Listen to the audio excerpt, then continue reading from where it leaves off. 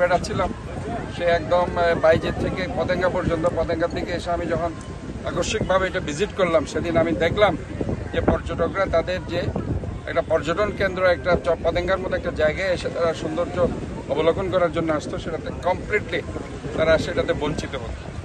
এবং সেই দিন থেকে আমি বলেছি যে এখানে কোনো ধরনের চেয়ার বসানো যাবে না, কারণ এই ওয়াকওয়েতে মানুষ হাঁটবে, তারা সমুদ্র দেখবে, সানসেট দেখবে, হ্যাঁ। সো এখানে তাদের পরিবার পরিজন নিয়ে আসে, কেউ যাতে তাদেরকে ডিস্টার্ব না করে।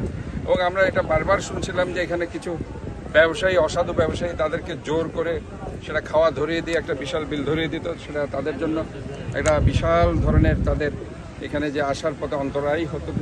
এবং সো দ্যাট সবগুলো মিলে আমরা চিন্তা করছি যে এখানে কোনো ধরনের ছাতা কেউ বসাতে পারবে না, কেউ কোনো ধরনের এখানে ব্যবসায়িক চেয়ার টেয়ার দিয়ে কোনো ধরনের উল্টাপাল্টা ব্যবসা করতে পারবে না। আমরা চাই এটা একদম ক্লিন থাকবে।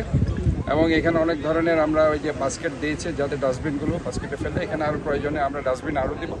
এবং এখানে এই যে যারা ময়লা আবর্জনাগুলো সেটা ডাস্টবিনে ফেলবে। এই জন্য আমরা একটা এখানে ব্যবসায়ীরা আছে তাদের দিয়ে একটা আমরা কমিটি, যারা যেহেতু পিছনে কিছু দোকান তারা করছে, এবং এখানে কিছু আমাদের রাজনীতির সমস্যা হবে, সবাইকে নিয়ে আমরা একটা কমিটি করে দিব।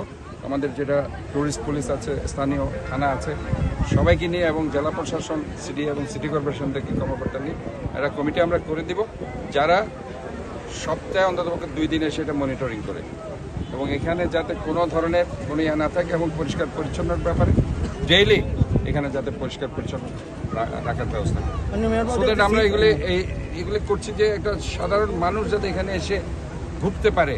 একজন পর্যটক যখন চট্টগ্রাম বাইরে থেকে এখানে এসে তারা একটা ধারণা নিতে হবে যে চট্টগ্রাম আসলে একটা সুন্দর শহর কিনা।